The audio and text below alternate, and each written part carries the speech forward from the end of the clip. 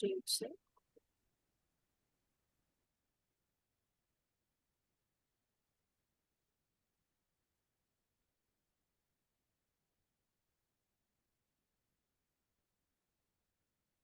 नमस्ते एवरीबॉडी। आज का हमारा विषय है ज्ञान की मायाजाल।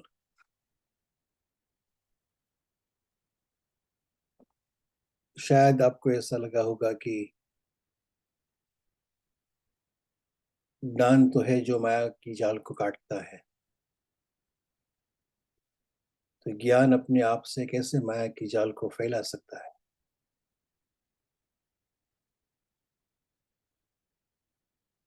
पिछली सदी में एक अमेरिकन लेडी थी और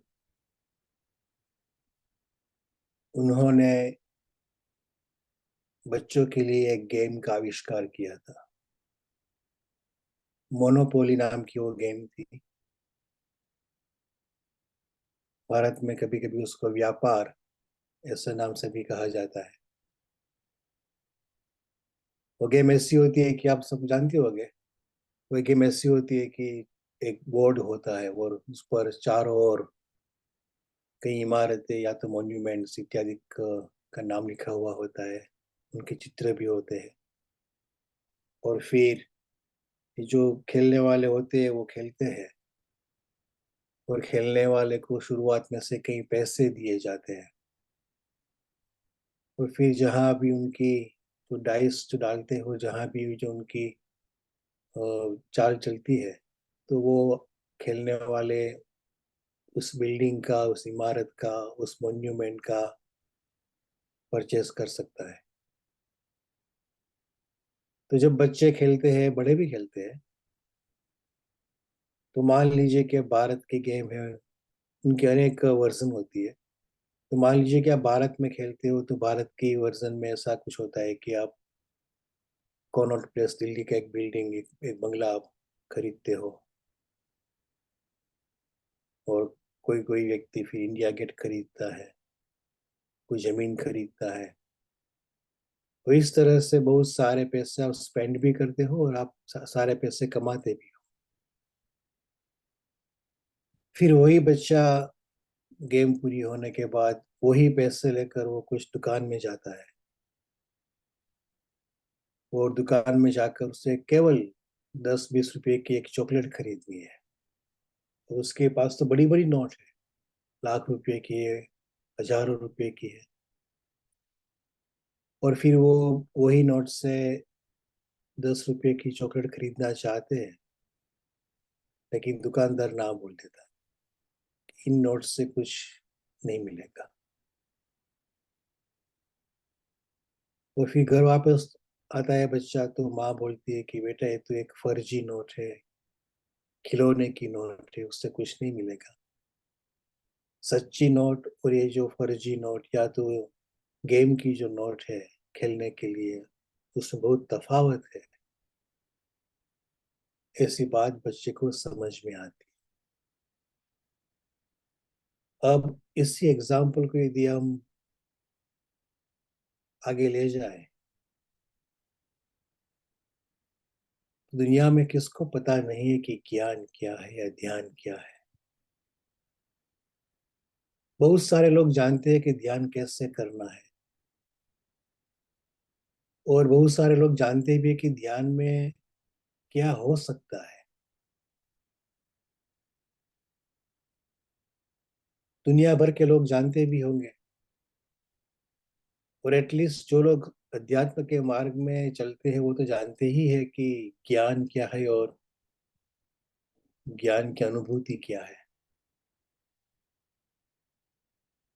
और फिर भी हम शिकायत करते रहते हैं कि अरसों से ध्यान में बैठते हैं, ये सब कुछ हमें मालूम है, फिर भी जिस तरह की अनुभूति होनी चाहिए, जो शून्यत्व में जो स्थिरता होनी चाहिए, वो होती नहीं है। और फिर हम ऐसा बोल देते हैं कि ये सब बकवास है, या तो फिर डिप्रेस हो जाते हैं कि इतने सारे अरसों के बाद भी कुछ मिलता नहीं है, या तो कुछ अनुभूति नहीं होती है। हम ठहर के ठहर ही बने रहते हैं, क्योंकि वही गुस्सा है, वही एक झंखना है, अपेक्षा है, तृष्णा है, और अरसों बीत गए। ऐसा क्यों होता है? क्योंकि हम बच्चों की तरह फर्जी नोट से असल चीज को पाने की कोशिश करते हैं। अब आप कहेंगे कि वो किस तरह से? हम पूछते हैं कि ध्यान कैसे करना चाहिए, और हमें पता भी चलता है कि ध्यान इस तरह से करना चाहिए, ध्यान में बैठ भी जाते हैं। और कई बार ऐसा होता है कि आप बहुत प्रगाढ़ता से, इंटेंसिटी से ध्यान में बैठ जाते हो, तो 5, 10, 20 मिनट के बाद एक शून्यत्व की झांकी भी हो जाती है, और उसी वक्त आप मान लेते हो कि चलो मुझे अनुभूति हो गई। आप फिर ध्यान में से बाहर आ गए, और फिर आप कहते हैं कि हाँ, मुझे पता है कि ध्यान कैसे करना है और ध्यान में क्या होता है। बात खत्म हो गई। लेकिन वो 2 पल की जो झांकी आपको शायद हुई, वो शाश्वत नहीं रहती। कोई बोलता है कि फिर ध्यान में बैठते हो, तो हाँ बैठता हूँ, बैठा भी हूँ, और मुझे पता भी है कि क्या होता है। लेकिन फिर बैठते नहीं है। आपने पता कर लिया। अब पता तो आप मिस्टर गूगल या मिस गूगल को पूछिए, वो भी बता देते हैं कि ध्यान में क्या होता है, ध्यान कैसे करना है। या तो ज्ञान क्या है और ज्ञान की अनुभूति क्या है, वो तो कोई पुस्तक भी आपको बता सकता है। लेकिन वो जो अनुभूति हृदय में, मन में, हमारे जीवन में शाश्वत रहनी चाहिए, वो क्यों नहीं रहती? क्योंकि हम जो कुछ भी करते हैं, उसमें लक्ष्य और हमारा निशान नहीं होता। ज्ञान के 2 प्रकार हैं, 2 पहलू हैं। एक वाच्यार्थ ज्ञान है, और दूसरा लक्ष्यार्थ ज्ञान है। वाच्यार्थ ज्ञान में आपको सब कुछ पता है। हम ब्रह्मास्मि तत्वमसि, ब्रह्म का मतलब क्या है, सब कुछ पता है। लेकिन वो केवल इंफॉर्मेशन में ही रह जाता, वो लक्ष्य में नहीं आता। निशान केवल बोलने पे ही रहता है, वो जीवन में नहीं आता। यदि आपने जो भारत के संस्कृति के जो पुस्तक पढ़े होंगे, बहुत सारे पुस्तकें हैं, बहुत सारे शास्त्र भी है। और ऐसा नहीं है कि वो एकदम निम्न कक्षा के शास्त्र है, बहुत बुद्धिशाली शास्त्र है। सांख्य के पुस्तक आप पढ़िए, योग के पढ़िए, उपनिषद पढ़िए, वे ज्योतिष पढ़िए, मीमांसा पढ़िए, तर्कशास्त्र, न्याय शास्त्र पढ़िए आप, तो आपको उससे पता चलेगा कि क्या बुद्धि की बात उसने बताई है। जो आर्ग्यूमेंट्स वहां बताते हैं, करते हैं, पक्ष पे और प्रतिपक्ष में, इतनी गहराई से वो बताते हैं कि फिर हम सोच में पड़ जाते हैं कि इतनी गहराई से, इतने सालों पहले, इतने सदियों पहले वे लोग सोचते थे। और उनके बाद आपने सुना भी होगा कि शास्त्रार्थ बहुत सारे हुए और होते रहते थे। शंकराचार्य जी ने जो प्रतिपादन किया, तो रामानुजाचार्य ने उसका खंडन किया। वो निम्बार्क और द्वैताचार्य, और निम्बार्क और मध्वाचार्य, और फिर वल्लभाचार्य, और कई सारे पंडित पुरानी। अब बौद्ध के पुस्तक पढ़ेंगे तो हमारा दिमाग चकरा जाएगा। इतनी न्याय संगत रीजनिंग, आर्ग्यूमेंट्स, लॉजिकल अप्रोच उन्होंने लिया है, बौद्ध के पंडितों ने। आप जैन धर्म के आगम पढ़ेंगे तो इतनी गहराई से, एक ही एग्जांपल आपको देता हूं कि 148 टाइप्स के कर्म की व्याख्या जैन के आगमों ने बताई है। 148 टाइप्स ऑफ कर्मस। कौन कौन से कर्म की व्याख्या क्या है और कौन कौन सा कर्म नाम क्या है, इतनी गहराई से जैन आगमों ने कर्म की व्याख्या बनाई। ये सब कुछ हुआ और उसके बाद उसके पीछे संवाद हुआ, विवाद हुआ, शास्त्रार्थ हुआ कि ये शास्त्र का मतलब क्या है। व्यास मुनि ने ब्रह्मसूत्र बहुत संक्षिप्त में बनाए और बता दिए, और फिर उनके पीछे विद्वानों की चर्चा हुई कि ये सूत्र का अर्थ क्या है। सभी लोग अर्थ के पीछे पड़े और पड़े थे कि उपनिषद में जो कहा गया उसका अर्थ क्या है, गीता में जो कहा गया उसका अर्थ क्या है, किसी भी शास्त्र में जो कुछ भी कहा गया उसका अर्थ क्या है। इसीलिए उसको शास्त्रार्थ बोलते थे। लेकिन कोई ऐसा नहीं सोचता कि वो शास्त्रों में जो बताया गया वो बताया गया है वो सत्य है या सत्य नहीं है। मान लिया कि जो कुछ भी लिखा गया बोला गया वो सत्य ही है, और फिर उनके अर्थ को निकालने के लिए सब चर्चा होने लगी। पर किसी ने सोचा नहीं कि वो शास्त्र में जो बताया गया वो सत्य है या नहीं है, और यदि वो सत्य है तो हमें कैसे पता चले कि वो सत्य ही है। ऐसी बात जिन लोगों ने सोची वो प्रबुद्ध हो गए, और जो लोग केवल चर्चा में ही पड़े रहे कि उसका अर्थ ये है या वो है, उसको हम पंडित कहते हैं, विद्वान कहते हैं, विचक्षण कहते हैं, बुद्धिशाली कहते हैं, लेकिन उनका ज्ञान केवल चर्चा में ही सीमित रह गया। वो वाच्यार्थ ज्ञान है, लक्ष्यार्थ पर नहीं पहुंचा। बुद्ध ने कभी भी कोई पुस्तक नहीं लिखी, महावीर ने कभी भी कोई पुस्तक नहीं लिखी, कृष्ण ने कोई भी पुस्तक की बात छोड़ो एक श्लोक भी नहीं लिखा, राम ने भी कोई पुस्तक नहीं लिखी। आप सोचिए, जो जो प्रबुद्ध हो गए, कुछ लिखा नहीं उन्होंने। उन्होंने उन्होंने जो कहा उसको लिखने वाले बहुत सारे थे,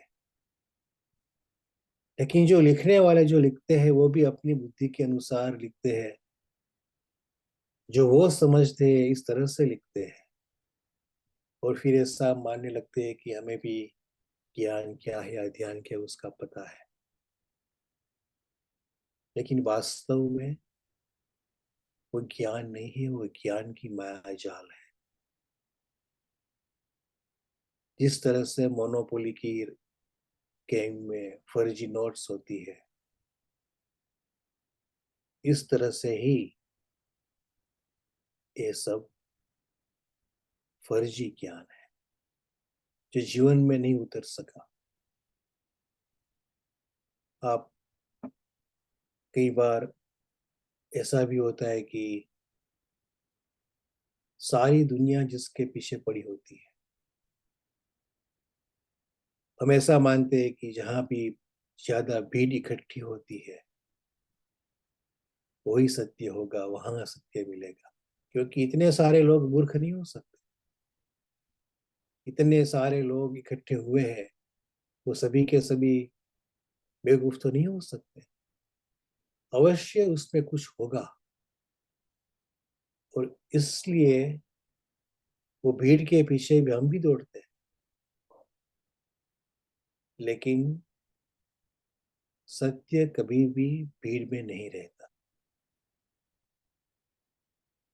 सत्य एक वैयक्तिक इंडिविजुअल घटना है। साक्षात्कार कभी भी समूह में नहीं होता। सामूहिक साक्षात्कार जैसा कोई शब्द ही नहीं है। लेकिन जब हम सुनते हैं, पढ़ते हैं, तभी ऐसा लगता है कि हमें पता है, हम जानते हैं, हमें मालूम हो गया। और फिर हम वहाँ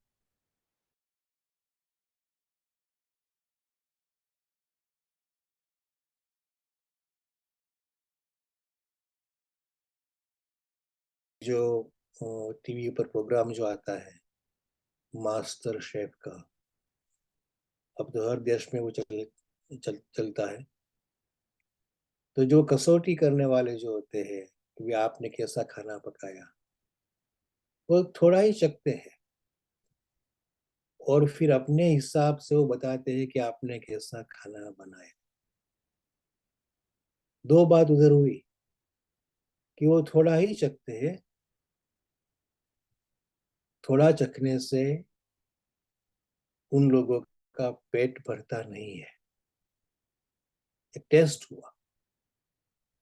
और दूसरी बात, वो जो बताते हैं वो अपने हिसाब से बताते हैं। उनको क्या पसंद आया, उनको वो स्वाद कैसा लगा, और उसी हिसाब से वो विजेता को तय करते हैं कि उनकी रसोई या उनका खाना बनाया वो सबसे श्रेष्ठ था या सबसे श्रेष्ठ है। और फिर होता क्या है कि जो लोग उसमें भाग लेते हैं, स्पर्धक, कॉम्पिटिटर्स, वो ऐसा मान लेते हैं कि भाई हमारा खाना अच्छा नहीं है। या तो जो जीत जाते हैं वो मान लेते हैं कि हमारा खाना सबसे बढ़िया है, क्योंकि हम इस स्पर्धा में जीत गए। और उन जो लोग तय करते हैं, मास्टर शेफ वाले, या तो किसी भी प्रकार की इस प्रकार की स्पर्धा वाले, कि ये विजेता है या अच्छा है या बुरा है, या तो यह सर्वश्रेष्ठ है, वो अपने हिसाब से तय करते हैं।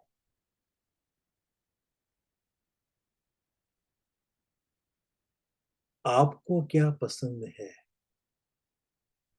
आपकी अनुभूति क्या है, वही मायने रखती है। चाहे कितना भी अच्छा रेस्टोरेंट क्यों ना हो, लेकिन यदि आपको उसका भोजन अच्छा न लगे तो आप वहां नहीं खाएंगे। क्यों? क्योंकि आपको अपना पेट भरना है, आप वहां नहीं खाएंगे। अध्यात्म में भी वही बात होनी चाहिए कि आपको अनुभूति होनी चाहिए, आपको संतुष्टि होनी चाहिए कि आप जो कर रहे हैं वो योग्य है। और अध्यात्म में तो कि कोई भी बात योग्य और अयोग्य है ही नहीं। ध्यान में हर कोई बात योग्य ही है। क्यों? क्योंकि उसमें आपको आपके स्वरूप की अनुभूति करनी, दूसरे के स्वरूप की नहीं। इसीलिए जब कोई कहता है कि मुझे ध्यान में अनुभूति हुई, तो वो उनकी व्यक्तिगत अनुभूति है।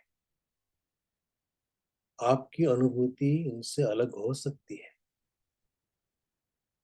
लेकिन हम पुस्तक पढ़ते हैं और पढ़ते हैं कि भाई ध्यान में इस तरह का अनुभव होना चाहिए,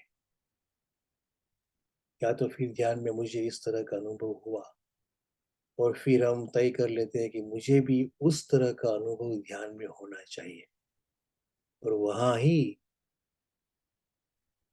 माया जाल शुरू हो जाती है, क्योंकि फिर आपका मन इस तरह का अनुभव करने के लिए तैयार हो जाता है, और फिर आपका मन उस तरह का अनुभव अपने आप खड़ा कर देता है।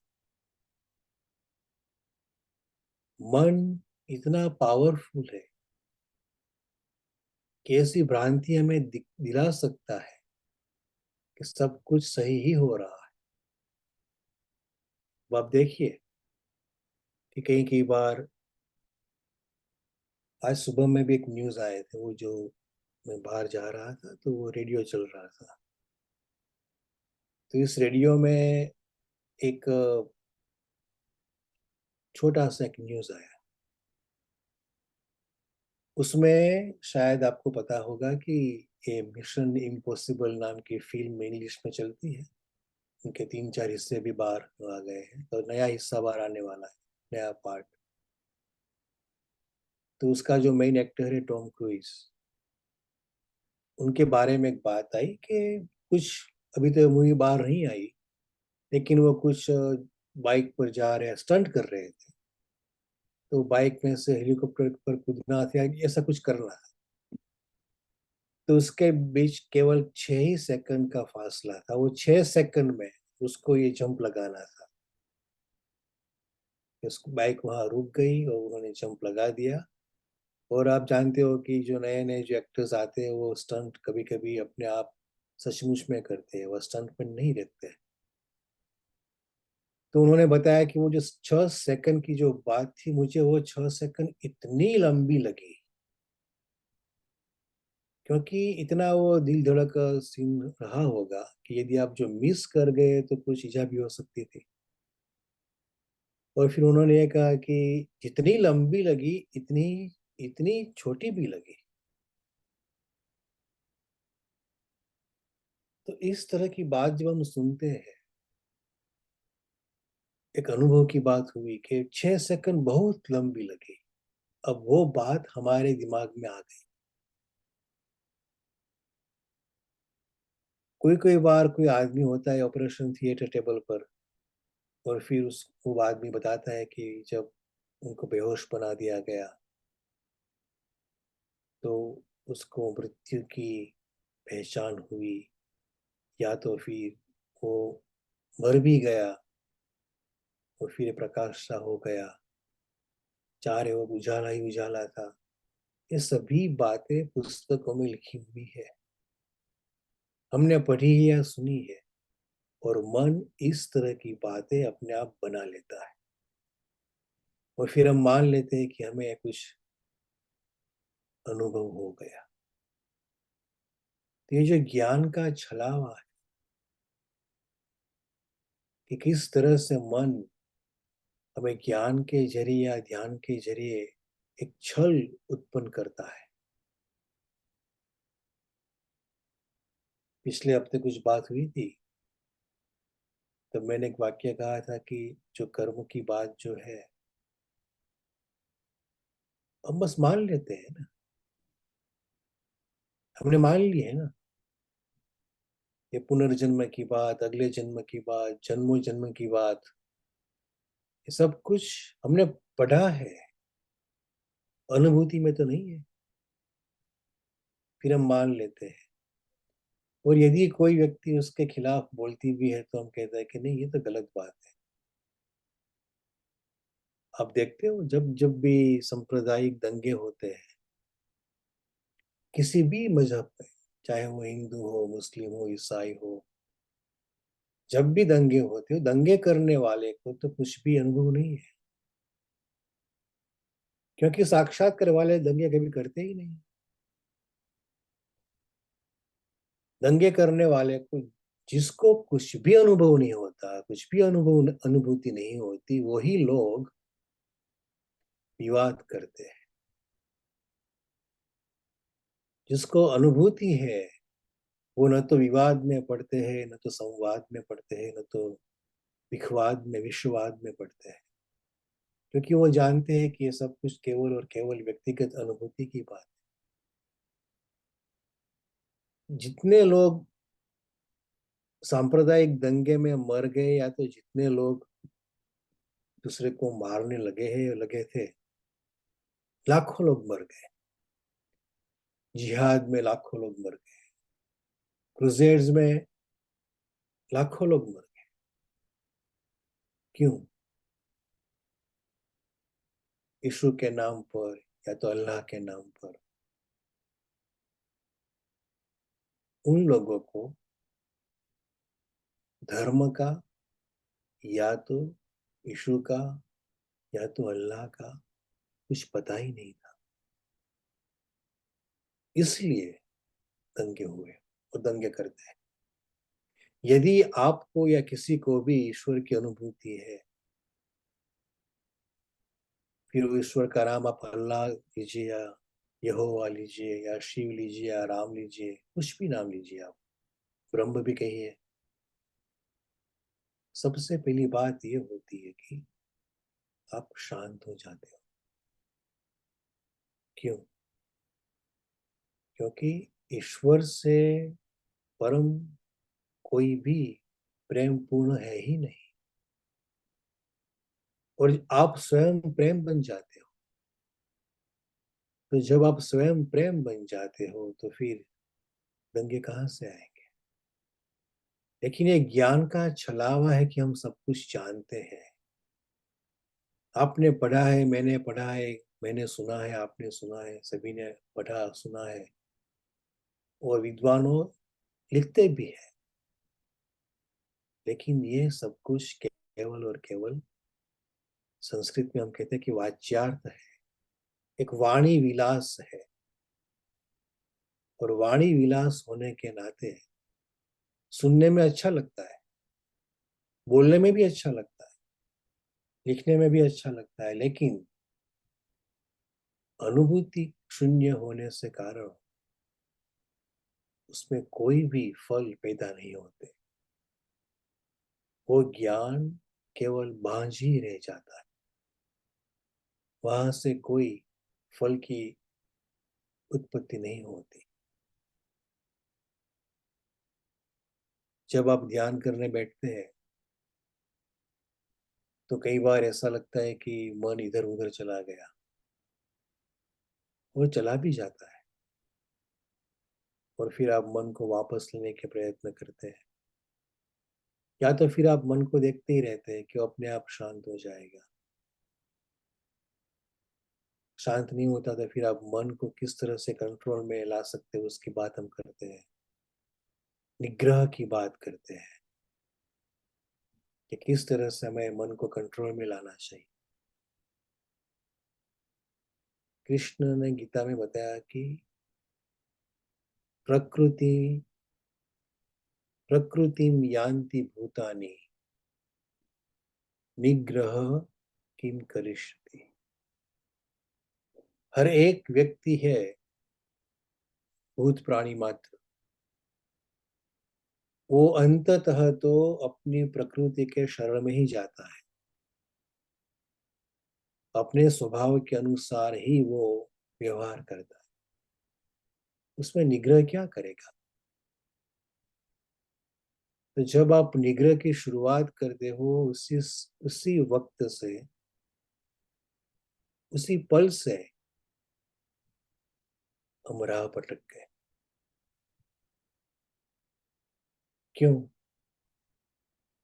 क्योंकि आपका एक मन निग्रह की ओर लग जाएगा।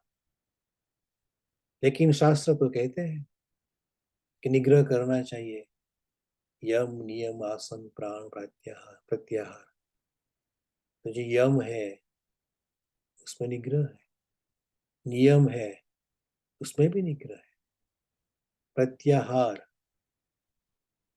वृत्ति को वापस खींचना है उसमें भी निग्रह है। किसको? तो इस तरह की बातें जब जब हम सुनते हैं तो उसी वक्त उस बातों की ओर हमारा मन चला जाता है। क्यों? क्योंकि हम मानते कि शास्त्र में कहा है तो सच ही होगा, लेकिन हमने सत्य का कभी भी सत्य को खोजने की कोशिश की ही नहीं। किसी ने कहा इसलिए ऐसा नहीं कि वो सच ही होगा, लेकिन ज्ञान का जो आवरण है इस तरह से बात हमारे दिल में, हमारे मन में डाल देता है कि ज्ञान की बातें सच ही होगी, और उस ज्ञान की बात जो सच है या तो सच होगी, उसको हम सच मानकर आगे चलते हैं, और फिर अरसों बाद पता चलता है कि कुछ हुआ तो नहीं, कुछ भी नहीं हुआ। वही स्वभाव, वही प्रकृति, वही सब कुछ जो 10 साल पहले थे, 5 साल पहले था, वही अभी है। उसकी वजह क्या है? उसका कारण क्या है? क्योंकि ज्ञान की बजाय हम ज्ञान की माया जाल में फंस गए। जो वाच्यार्थ ज्ञान है, जो अनुभूति में हम नहीं ला सके, उसकी माया जाल में हम फंस जाते हैं। आज के जो चित्र है स्टेयर्स वाला, आप देखिए तो कहीं जाता ही नहीं, वो गोल गोल ही घूमता है। हमें ऐसा लगता है कि ऊपर चढ़ रहे हैं, फिर ऊपर चढ़े, फिर ऊपर चढ़े, फिर ऊपर चढ़े। लगता है ऐसा है कि ऊपर चढ़ रहे हैं, लेकिन हम कहाँ भी जा नहीं रहे। या तो फिर हम नीचे उतर रहे हैं, लेकिन हम कहाँ भी जा नहीं रहे। जैसे वो कच्ची घानी होती है ना, वो कच्ची घानी का तेल बोलते हैं। तो वो बैल वो घानी किस तरह से बनाते हैं कि बीच में घानी होती है, और बैल गोल गोल वहां घूमता फिरता रहता है, और जो दाने होते हैं मूंगफली के, वो पीस जाते हैं, उसमें तेल निकलता है। वो जो घानी का जो बैल है, वो एक ही राउंड में, एक ही जगह पर गोल गोल घूमता ही फिरता है। 1 मील, 2 मील, 50 मील वो घूमेगा, फिर भी वो वहां का वहां ही खड़ा रहेगा। क्यों? क्योंकि उसका जो रास्ता है वो गोल गोल ही घूमता है। उसी तरह ज्ञान का जो रास्ता है, यदि वो अनुभूति के लिए नहीं चला जाता, यदि हम अनुभूति के लिए ज्ञान के रास्ते पर नहीं चलते हैं, तो वो केवल वहां ही वहां पा जाएंगे। क्यों? क्योंकि वो वाच्यार्थ ज्ञान हो गया। हम शास्त्र के अर्थ में उलझ जाते हैं, लेकिन वो शास्त्र के अर्थ, शास्त्र के शब्द सही या गलत है, उसको पहचानने के लिए हमें जो अनुभव करना है, जो साधना करनी है, जो प्रयत्न करना है, जो कोशिश करनी है, वो नहीं करते। और करते भी है तो दो तरह से करते हैं। एक, हम पहले जान लेते हैं कि हमें क्या करना है और हमें क्या मिलेगा फल, और फिर मन वो फल खड़ा कर देता है, उत्पन्न कर देता है। एक भ्रांति हमारे दिमाग में आ जाती है और हम मान लेते हैं कि बात खत्म हो गई। या तो फिर हम लोगों के साथ भीड़ में इकट्ठे हो जाते हैं, और फिर हम बोलते हैं कि 1 घंटा, 2 घंटे, 3 घंटे, 4 घंटे हमने कुछ किया, ध्यान किया, तो यह शास्त्र की चर्चा की, ज्ञान गोष्ठी की। लेकिन वो जो चीन का शौकर होता है ना, पुराने जमाने में चीन से जब सौदागर आते थे, चीन के शाहूकार, वो कुछ चीज बेचते थे, और जब वो गांव में आते थे तो बहुत मीठी मीठी जबान से बात करते थे कि ये चीज क्या है, कितनी सस्ती है, या तो कितनी उपयोगी है, और लोग वो चीज को खरीद लेते हैं। और जैसा वो चीन का शाहूकार वहां से खड़ा हुआ और बाहर, गांव के बाहर निकलने के लिए वो जाता है, और मान लीजिए कि कोई चीज टूट भी जाती है, तो वापिस नहीं लेगा। एक बार वो खड़ा हो गया ना, बात खत्म। कहीं केसों पे लिखा होता है कि नो रिटर्न्स। आप जो भी माल सामान ले जाते हो वो आप वापस नहीं कर सकते। एक बार आपने वो दुकान के बाहर पैर रखे, बात खत्म। इसी तरह वो चीन के शाहूकार की मीठी जुबान, सब कुछ बातें खत्म हो जाती थी। इसलिए कहावत बनी कि वे चीन के शाहूकार जैसे है। हमारे दुकान में घुसेगा ना अभी। हाँ। ये इन ऑर्बिट जाता सर है। आप प्लीज, तैयार। सॉरी सर, आप प्लीज अनम्यूट करें।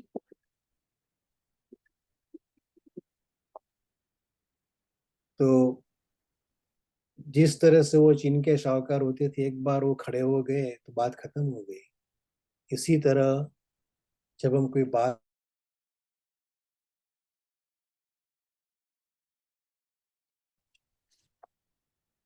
तो जिस तरह वो चीन के शाहूकार एक बार खड़े हो गए तो बात खत्म हो गई, इसी तरह जब हम कोई भी बात सुनते हैं या तो पढ़ते हैं और हमें पता चलता है कि बात का मतलब क्या है, उसका फल क्या है, हमें पता चल गया दिमाग में, बुद्धि में, और फिर हम आगे उसके लिए प्रयत्न नहीं करते। तो उसकी वजह से एक भ्रम मन में पैदा होता है कि हम सब कुछ जानते हैं, इसीलिए हमें कुछ करने की आवश्यकता नहीं है। जानने वाले बहुत होते हैं, लेकिन अनुभूति वाले बहुत कम मिलते हैं, क्योंकि जानने के बाद वो जो हमने जाना उसको शाश्वत काल तक रखने के लिए एक प्रकार का अभ्यास करना होता है।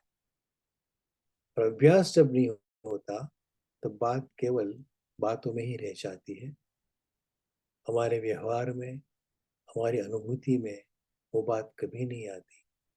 और इसीलिए कृष्ण ने बताया कि हजारों लोग, लाखों लोग प्रयत्न करते हैं, लेकिन कश्चित, शायद कोई जिस तरह से ब्रह्म तत्व है उसको तत्वतः उनकी अनुभूति कर सकता है। तो ध्यान के मार्ग में और ज्ञान के मार्ग में यदि हम केवल वाच्यार्थी बने रहते हैं तो उसका मतलब ये हुआ कि जो ज्ञान की भी जो माया जाल है और ध्यान की भी जो माया जाल है उसमें वो फंस गए हैं। उसमें से निकलने के लिए हमारा ध्यान या तो हमारा ज्ञान लक्ष्यार्थ होना चाहिए, केवल वाच्यार्थ नहीं। तो आज का विषय था ज्ञान की मायाजाल, और आप भी अपने विचार प्रस्तुत कर सकते हो। धन्यवाद।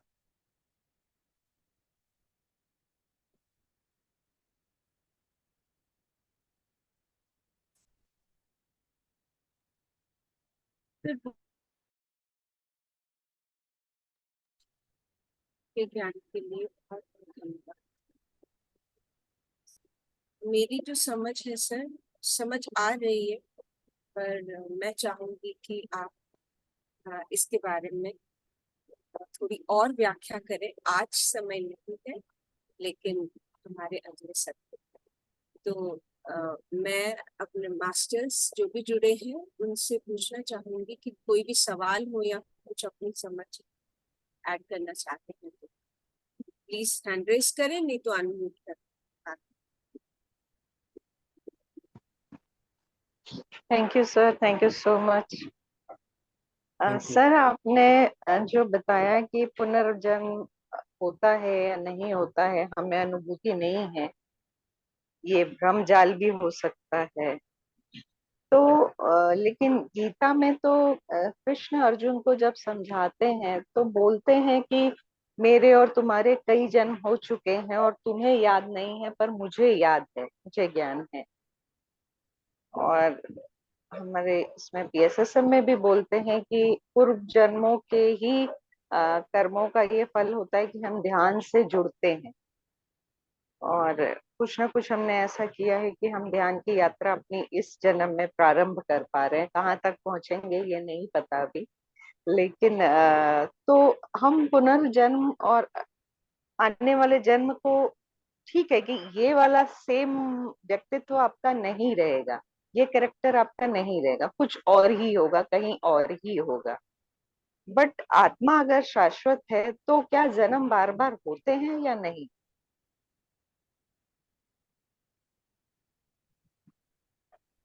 एक साथ दो तीन बातें आपने कुछ।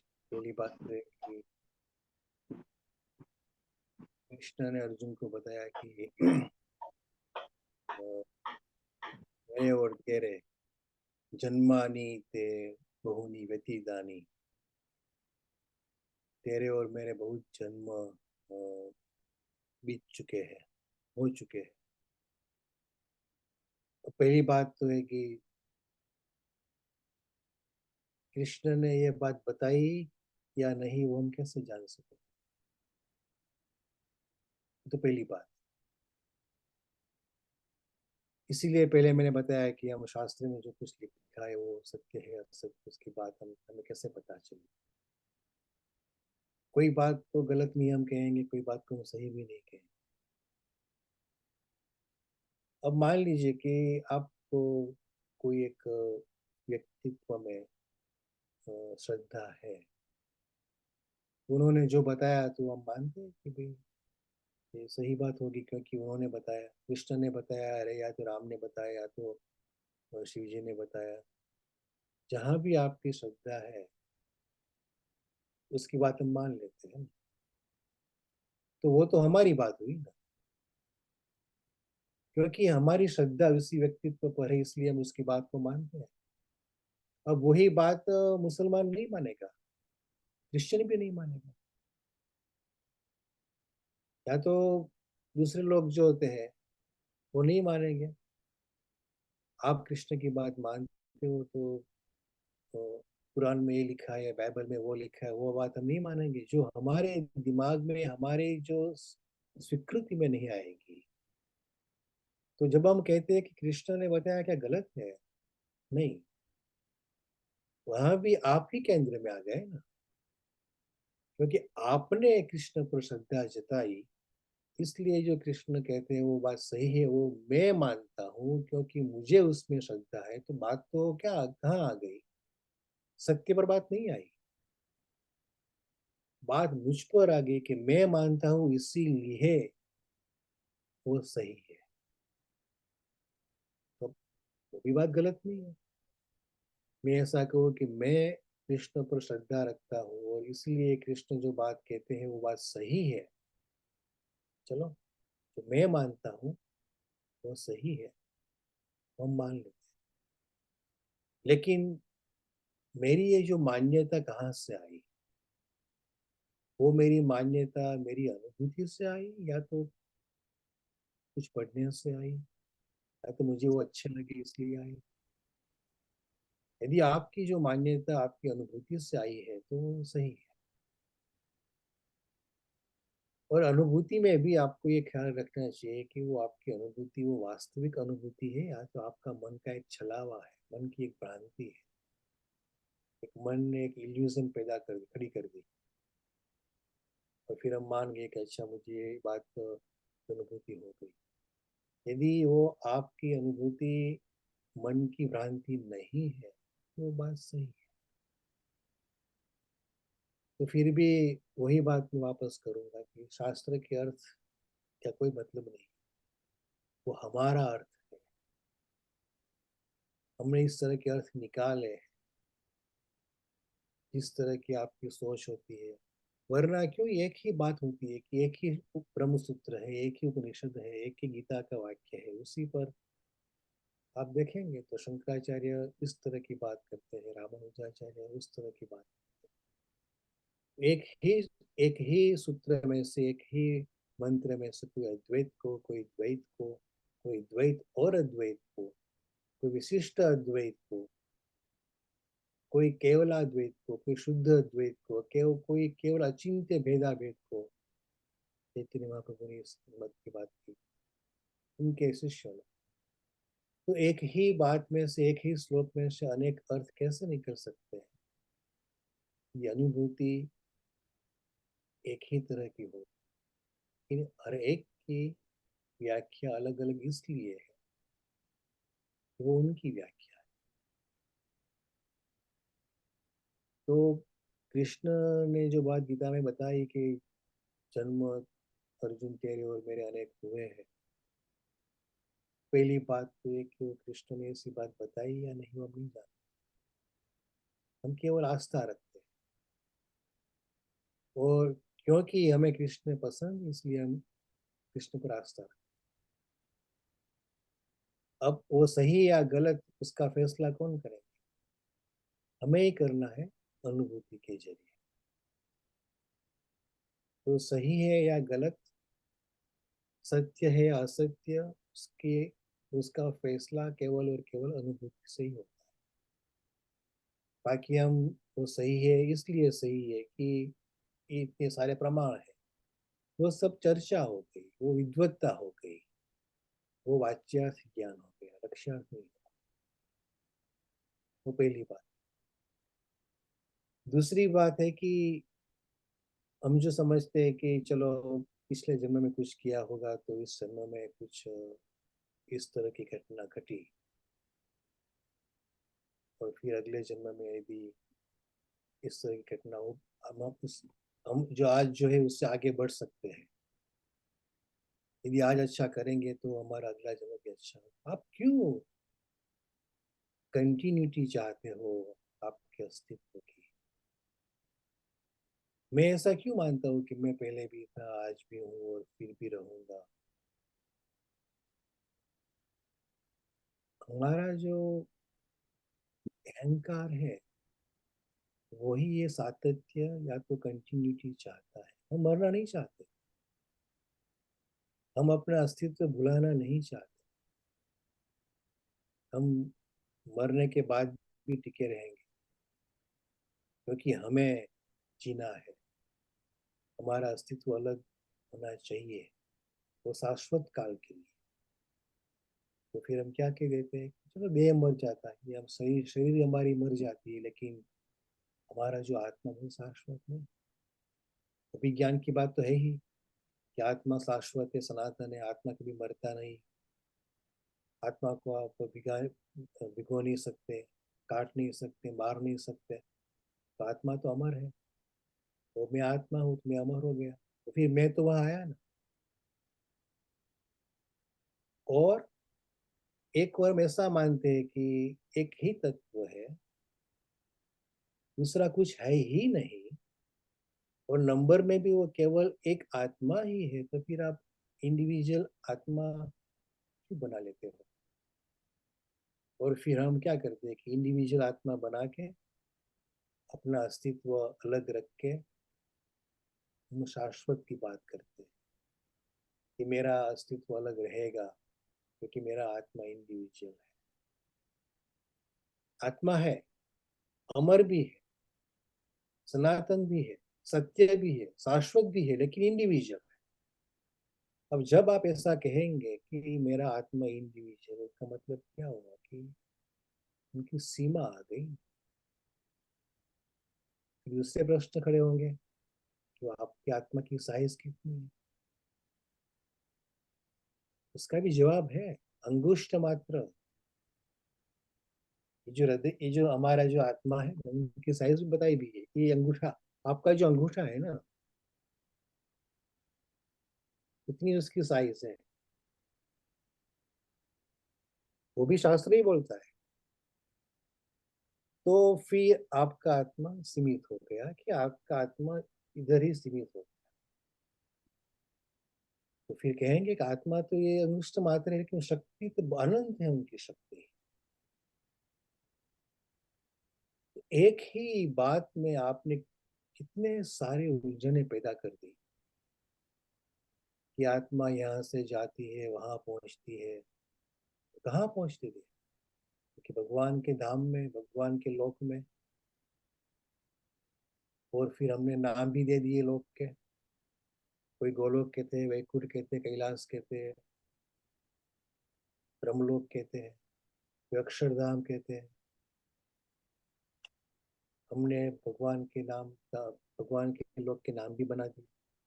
और हम वहां जाएंगे, वहां बैठेंगे, और वहां का जो सुख है उसकी हम अनुभूति करेंगे। तो आत्मा हर जगह तो हुई नहीं फिर। अंगुष्ठ मात्र आत्मा जो है वो सीमित हो गई। तो जब हम इंडिविजुअल आत्मा की बात करते हैं तो आत्मा कभी भी इंडिविजुअल हो ही नहीं सकती। आत्मा एक ही है,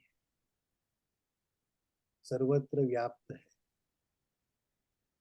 और उनके जो गुणधर्म है वो भी एक है, लेकिन वो आत्मा अनेक रूप से अभिव्यक्त हुई है। आपके रूप से, मेरे रूप से, अनेक अनंत रूप से अभिव्यक्त होती है। और वो बात तो हमें याद ही रखनी चाहिए कि ये सब कुछ खेल है, खेल के अलावा कुछ भी नहीं। वही बात शास्त्र करता है कि मैं एक हूँ, एको हम, और अनेक रूप से अभिव्यक्त हुआ हूँ। तो जब हम आत्मा की बात करते हैं तो हम जो भी मानते हैं वो कहाँ कुछ लिखा है इसकी वजह से मानते हैं, और जिसने भी लिखा या बोला है उस पर हमें श्रद्धा है इसलिए मानते हैं, लेकिन वो हमारी अनुभूति नहीं है, वो उद्धार की अनुभूति है। चाहे क्यों ना वो अनुभूति कृष्ण की हो या राम की हो या शंकराचार्य की हो या तो किसी की भी हो, वो उद्धार की अनुभूति है, हमारी नहीं। और जब तक हमारी अनुभूति नहीं होती तब तक हम टेली नहीं कर सकते। वो बात जो किसी ने बताई है वो सच है या गलत है, आधा सच है आधा झूठ है, जो कुछ भी है। तो कर्म की बात जो आपने बताई, तो हम उसकी सीरीज कब शुरू शुरू करेंगे, क्योंकि वो 1 घंटे में या तो एक ही सेशन में नहीं पूरी होने वाली। और फिर उसमें से तो सारे सारे प्रश्न भी उठेंगे, क्योंकि जब तक हमारी जो मान्यता है उस पर जब हथौड़े पड़ते हैं ना, तो उसमें से बहुत सारे इखारे उत्पन्न होते हैं, बहुत सारे प्रश्न उठते हैं। तो कर्म के सिद्धांत की बात भी ऐसी ही है। और जो ये कंटिन्यूटी की बात है वो मैं बहुत शॉर्ट में कहूंगा कि वो केवल और केवल हमारे अहंकार है कि मरने के बाद भी जिंदा रहेंगे। आपको एक लालच दी गई, हर एक को एक लालच। पूरे के पूरे जो विश्व के संप्रदाय है वो सभी संप्रदायों ने, मैं उसको धर्म नहीं कहता, वो संप्रदाय ही है, वो सभी संप्रदायों ने लालच दी है। और सभी संप्रदाय चलते हैं केवल दो ही बात पर, एक भय और एक लालच। यदि आप ऐसा करेंगे तो आपको स्वर्ग में या तो किसी भी परमात्मा के लोक में ये आपको फल मिलेगा। अमरत्व है, शाश्वतता है, आनंद है किस एक प्रकार का। या तो यदि मान लीजिए कि कोई संप्रदाय की इतनी बुद्धि क्षमता नहीं है तो वो ऐसा बताएंगे कि भाई आपको एक अच्छी अच्छी औरतें मिलेंगी, अच्छे अच्छे आदमी मिलेंगे, अच्छे अच्छे खाना पीना मिलेगा, वहाँ नदियाँ होगी अमृत की, या तो फिर इस तरह की अ, जिससे हम अमर हो सकते हैं। या तो फिर आपको कभी आप कभी बूढ़े नहीं होंगे, आप वहाँ जन्मेंगे तो आप युवा ही होंगे, बच्चे भी नहीं होंगे आप, बूढ़े भी नहीं होंगे आप। लालच, सब कुछ लालच। 1 रुपया दे दो 10 लाख मिलेगा, वो क्या है? लालच। हम जाते हैं मंदिर में, मस्जिद में, चर्च में, दान करते हैं। दान क्यों करते हैं? हम 1 रुपया दान देंगे तो 10 मिलेगा, वो लालच है। और यदि आप इस तरह से नहीं करेंगे तो आपको नरक मिलेगा, आप जहन्नुम में जाएंगे, हेल में जाएंगे, जहाँ फायर ही हो, दूसरा कुछ नहीं। और इटर्नल समय तक, अनंत वक्त तक आप केवल वो फायर में, वो आग में आपको भुना जाएगा। वो भय, सभी संप्रदाय भय और लालच, वो दो ही नींव पर चलते हैं। लेकिन अध्यात्म कोई संप्रदाय नहीं है, वो व्यक्तिगत अनुभूति की बात है।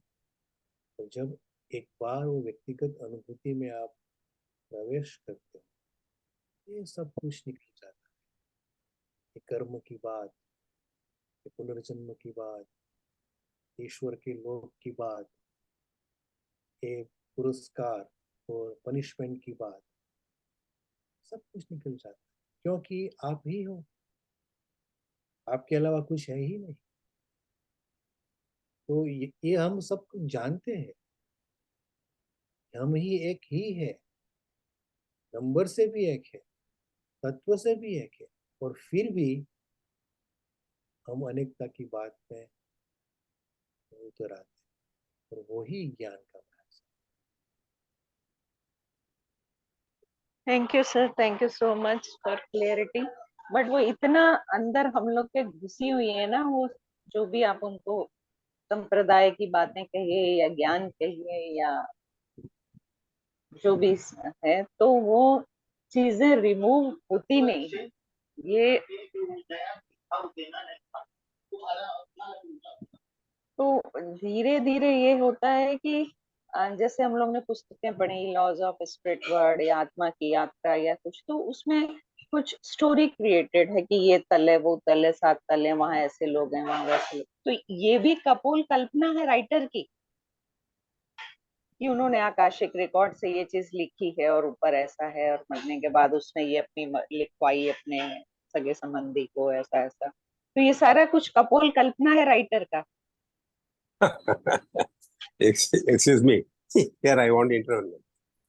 This is only left with our trust only. Say, for example, you may not see your grandfather, or you may not see above the level. Your father says, he is my father. You believe it. Why you are believing? Because your father is telling that he is his father. So similarly, here, the existence of this existence, that existence, or this is, everything is only our trust. If you are not in illusion, say for example, whatever no, our sir now told, everything is also a Maya. It is because we are running between her Maya, total is Maya. So in which Maya, whether you take whatever in your way, that is correct. See, if you are not going to accept that, always you can question, that is Nastika, Astika. Asal Unnada, whether it is available or not, have you ever seen it? Or what is this? This everything is, again, we are going to total confusion in our lifetime.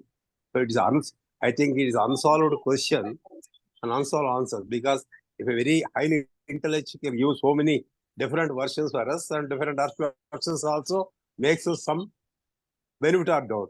See, for example, Atma is nothing but a piece of a small of atom in Paramatma, because so many atoms are mixed with Paramatma. So everywhere I am existence as per the Bhagavad Gita. So if you believe in Bhagavad Gita, you have to accept it. If you say what is Bhagavad Gita, who told it, who given it, and who listened it, whether you have seen or your father seen, somebody seen, then there is a lot of doubts will arise. Say, for example, we are going for meditation.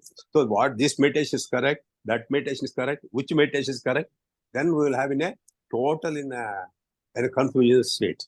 So I think my session is only just listen to the what sir told us, and in this whatever is positive is better to take us, but don't make ourselves total confusion by thinking here and here what is this and what is that. I think in my childhood they used to say that, because I have seen my grandfather. No, how can you say that your grandfather is? Because my father is telling. Because here trust is existence. Because my father is telling he is my grandfather. So I am obeying. Like that only, our Vajrasattva is telling that this is a Brahma, a Maya, illusion. See, for example, what example will go for in a sleep? You will have very beautiful dream is there. You will become a prince of British. After a while, will get down. Your dream will go. You are normal being. So like that, it is only in our illusion, our acceptance. If you accept it, that there is Atma, the Atma is there. If there is nothing is there, nothing is there. And whether you will rebirth this position is there or not, it may be, it may not be, but we don't know. How we are doing this meditation, how much you are getting this energy, how much you are getting acceptance, everything, because it's only yours only. Nobody can accept. You say that I have seen Ajriji, I have seen Brahma, I say Vishnu, I see Maheswara. you should. So who will accept? You have to accept your version. We accept because it is yours experience and your enjoyment. Similarly, here only whatever good is there, whatever is there, if you trust it, we have to accept it. That is very easy for us to live the remaining life of our time, but not with the social conditions, because when the entire earth is, because as Bhagavad Krishna says, everywhere this is a Maya, because he is putting that Maya before us, and we have to overcome that.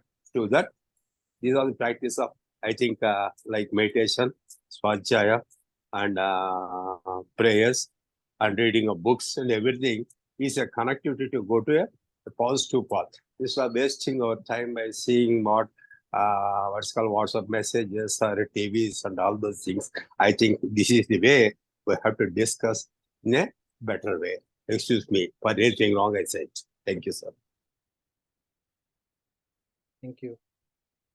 Thank you, sir. Thank you so much. जो कुछ भी आपने, हम जो कुछ भी पढ़ते हैं, सुनते हैं, शायद लिखते भी हैं, तो हमारे एक मनुष्य का एक विश्वास होता है, क्योंकि विश्वास से ये दुनिया चलती है।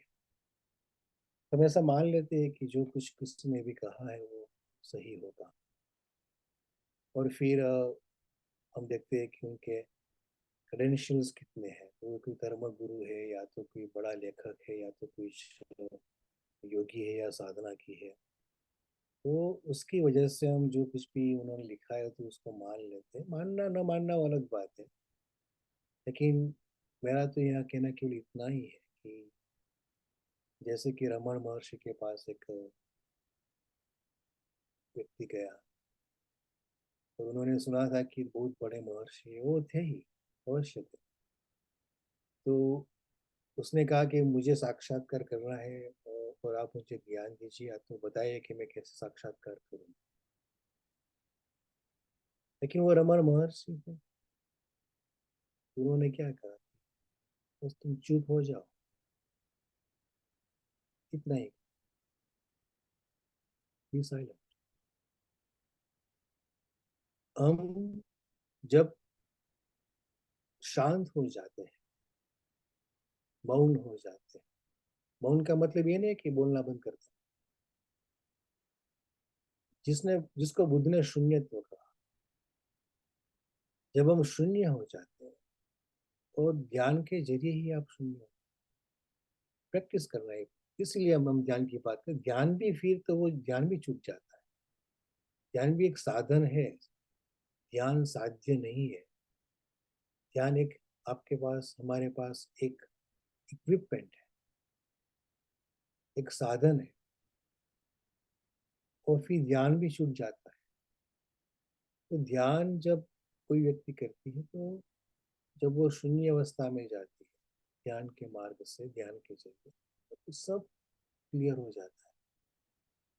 क्या है और क्या नहीं, उसकी चर्चा तो अनंत होगी, क्योंकि मैंने कहा कि हर कोई कहते हैं कि विद्वानों की चर्चा कभी भी उनका अंत नहीं आता। और फिर कौन तय करेगा कि गीता सच है, या कुरान सच है, या बाइबल सच है, या आकाशिक बुक सच है, या तो वो योगी सच है, या वो महात्मा सच है, वो धर्मगुरु सच है, तय कौन करेगा? हम जो भी किसी को मानने लगेंगे, वो केवल और केवल हमारी जो इंक्लिनेशन जिस तरफ होगी उसको हम मानेंगे। एक शब्द आया कि आस्तिक और नास्तिक, किसने तय किया कि वो आस्तिक है, वो नास्तिक है? तो शब्द वहां से आया कि जो ईश्वर को मानता है, ईश्वर के अस्तित्व को मानता है, उसको मान, या तो जो वेद का अस्तित्व मानते हैं उसको आस्तिक कहते हैं, जो ईश्वर के अस्तित्व नहीं मानता है उसको नास्तिक कहते हैं, एथिस्ट है, या तो ये डिवोटी है। तो क्योंकि हमने व्याख्या बनाई कि जो ईश्वर को मानता है उसको आस्तिक कहना चाहिए, और ईश्वर को नहीं मानता है उसको नास्तिक कहना चाहिए, और फिर वहां भी आप जाएंगे तो फिर कहेंगे कि भी हमारे जो इष्ट देव उसको आप मानते हैं तो आप आस्तिक है, भक्त है, आप सही रास्ते पर है। तो हमारे जो इष्ट देव है उसको आप नहीं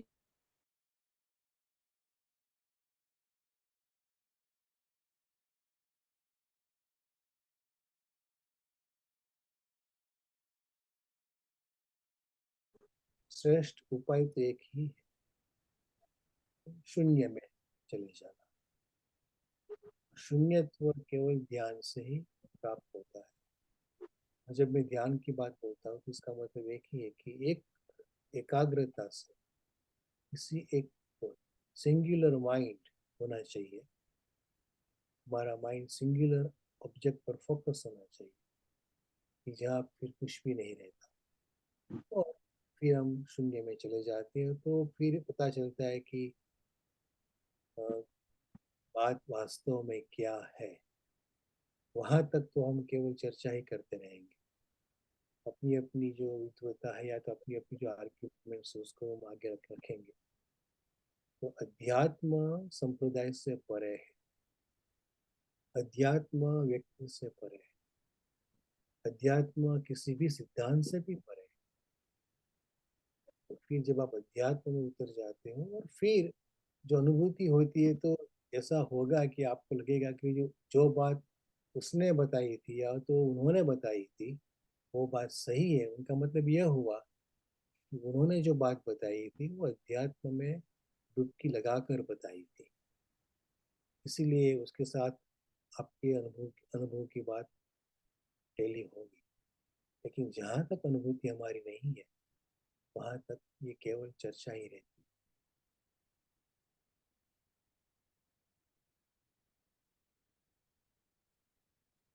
Thank you, sir. Thank you. Thank you so much for explanation. Thank you आपका, बहुत गहराई में इस चीज को हमारे सामने क्लैरिफाई करने का। अ, ये जो हम बता रहे हैं ना कि ये माया है, जैसे मूर्ति सर ने बताया, तो हम एक ट्रस्ट की बेस पे मान लें।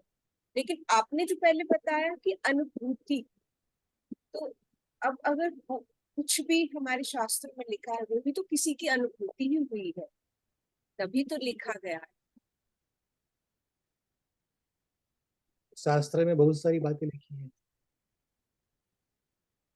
और ऐसी बात भी लिखी है कि जो एक दूसरे के साथ विरोध भी करती है। तो आप उनमें से किसको चुनेंगे? क्योंकि दूसरा सर, मेरा दूसरा सवाल इसी तरफ था कि जैसे आपने ये भी बोला कि शास्त्र में जो है उस सत्य की खोज, तो मैं मतलब बहुत उत्सुक हूँ, क्यूरियस हूँ जानने के लिए कि कैसे की जाती है खोज, किस तरह से, क्या ऐसे सब्जेक्ट रिसर्च होता है कि ये जानने के लिए कि शास्त्रों में जो सब कुछ लिखा है वो सब सत्य है या नहीं। शास्त्र में जो कुछ भी लिखा है वो सही है या तो सही नहीं है, या तो वादा सच या झूठ है, उनकी आप तलाश कैसे करेंगे? तो एक ही रास्ता है कि अनुभूति, और जो अनुभूति होती है वो केवल मौन से होती है, साइलेंस में जाने से होती है, जहाँ मन भी शांत हो जाता है, जहाँ हमारा तन तो हरता फिरता होगा लेकिन मन ही सब कुछ विचार उत्पन्न करता है। और मन जो सोचता है, मन हमारी बुद्धि जो सोचती है, जो तय करती है, वो केवल और केवल हमारी जो एक ऊपरी तल की सुपरफिशियल जो हमारी जो अनुभूति होती है उससे करती है। तो जब मन भी वहां नहीं रहता और वहां कुछ विचार भी नहीं रहते, और जब हम केवल और केवल शून्य में लिप्त हो जाते हैं, उसी वक्त जो आपको अनुभूति होती है साक्षात्कार की, वही सही है। और उसी वक्त ही पता चलेगा कि शास्त्र में या तो कोई भी ग्रंथ में, किसी भी संप्रदाय के ग्रंथ, जो कुछ भी लिखा है वो सही है या तो सही नहीं है। हम एक बात हमेशा भूल जाते हैं कि अध्यात्म की कोई राह नहीं, अध्यात्म का कोई रास्ता नहीं होता। अध्यात्म, अब आकाश में कौन से रास्ते बनाए गए हैं जिस पर ये पंछी उड़ते रहते हैं, कोई रास्ता नहीं। आकाश को मापना है तो उसका कोई रास्ता नहीं है। पंछी उड़ता रहता है क्योंकि वो अमाप है। किसी के बनाए हुए रास्ते पर चलने से वो रास्ता सही है या गलत है या पूरा है या अधूरा है पता नहीं चलता। लेकिन यदि आप अपने रास्ते पर चलते हो, अध्यात्म में कोई भी रास्ता हो नहीं सकता, क्योंकि अध्यात्म में कोई भी फुटप्रिंट्स, नक्शे कदम, पद चिन्ह नहीं होते। और इसीलिए हर एक अध्यात्म की अनुभूति करने वाली जो व्यक्ति है वो ऐसा बोलती ही नहीं कि वो क्या कुछ है। उपनिषद में एक बात बताई कि यतो वाचो निवर्तन्ते अप्राप्य मनसा सह। इसका मतलब क्या है कि जो वो परम तत्व है, वो परम तत्व को नहीं पाकर मन सहित हमारी वाणी, हमारी वाचा, हमारी वाणी, वो मन सहित वापस लौटती है, नहीं पाकर। वहां न तो वाणी पहुंचती है, न तो हमारा मन पहुंचता। तो जहां तक जो कुछ भी विचार मन में है उसका मतलब यही हुआ कि वो परम तत्व के पास नहीं पहुंच ही नहीं सकता। मन क्या है? तो हमारी जो दिमाग है, दिमाग का एक हिस्सा है। मन और बुद्धि और चित्त और अहंकार वो हमारी फिजिकल दिमाग का ही हिस्सा है। लेकिन जब आप शून्य हो जाते हो, जो मांडुक्य उपनिषद की बात मैं जर्मनी के ग्रुप में कर रहा हूँ, तो चौथा जो मंत्र आ रहा है, अगले मंडे आएगा कि चौथी अवस्था तुरीय अवस्था, जहाँ न तो स्थूल अवस्था है, न सूक्ष्म अवस्था है, न कारण अवस्था है, जहाँ जागृत भी नहीं है, स्वप्न भी नहीं है, सुषुप्ति भी नहीं है। वो जो चतुर्थ अवस्था की बात जो बताए, उसमें मन नहीं होता। वो केवल और केवल शून्य से ही आप वहां जा सकते हो। जा सकते हो मतलब आप उसकी अनुभूति कर सकते हो। तो हम जो कुछ भी अध्यात्म के मार्ग में जो कुछ भी कोई करना चाहता है, तो सबसे उनकी पहली शर्त ये होती है कि जैसे रमन महर्षि ने बताया कि साइलेंट हो जाओ। अब कोई कोई बात ऐसा करते हैं कि मन में जो हमें सब कुछ भी डाला है उसको निकालो, कोई जरूरत नहीं है। मन में जो कुछ भी है रहने दो। यदि आप निकालने की कोशिश करेंगे तो मन की तो खाई बहुत गहरी है, अनंत है। अब आज कुछ निकालोगे तो कल दूसरा आ जाएगा। निकालने की कोशिश भी मत करो, लेकिन केवल शून्य में, केवल साइलेंस में जब हम चले जाते हैं तो अपने आप जो भी है वो बात सामने आ जाएगा। तो संप्रदाय से परे होकर ही आप अध्यात्म में जा सकते हो। और जब भी ऐसी बात करता हूँ कि संप्रदाय से परे होकर, उसका मतलब यह नहीं कि किसी संप्रदाय का खंडन करना है या तो वो गलत है उसी उसका हमें निष्कर्ष निकालना है। ऐसा कुछ करने की जरूरत है ही नहीं। आप जो कुछ भी करते हो, आप कृष्ण को देखते हो या राम को देखते हो, या तो आप केवल एक एब्स्ट्रैक्ट बिंदु को देखते हो, जो कुछ भी आप करो कोई फर्क नहीं पड़ता। लेकिन जो कुछ भी आप करो उसमें आप केवल और केवल मन को हटा कर कीजिए। और मन कैसे हटेगा? जब हम शांत हो जाएंगे, साइलेंस में चले जाएंगे, तब अपने आप मन अमन हो जाएगा। और जब मन अमन होता है तो जो कुछ भी हमने, जो जो कुछ भी वो मन ने हुआ होता है सदियों से, अरसों से, जन्म से, वहाँ सब कुछ निकल जाता है। उसी को ही हम कहते हैं कि मन अमन होता है। लेकिन तरीका एक ही है। सिंगुलर पॉइंट पर जब आप फोकस करते हैं, चाहे वो पॉइंट किसी भी ईश्वर की मूर्ति हो, या तो केवल काला धब्बा हो, या तो केवल एक स्पॉट हो, सिंगुलर पॉइंट पर फोकस होना उसका नाम ही ध्यान है। और जब हम ध्यान करते हैं तो अपने आप मन शून्य हो जाएगा। उनका जरिया कुछ भी हो, कृष्ण की मूर्ति हो या राम की मूर्ति हो, या तो कुछ भी न हो, या तो आपकी मनपसंद कोई चीज हो, कुछ भी हो, लेकिन एक बार मन जब सिंगुलर पॉइंट पर फोकस हो जाता है तो फिर वो शून्य में बदल जाता है। जब शून्यत्व आता है तभी पता चलता है कि क्या सही है और क्या सही नहीं है। और फिर आप क्या सही है या क्या क्या कुछ सही नहीं है उसकी बात नहीं करते। आप केवल ब्रह्म तत्व है जो आप है, उसी में ही आप आनंद।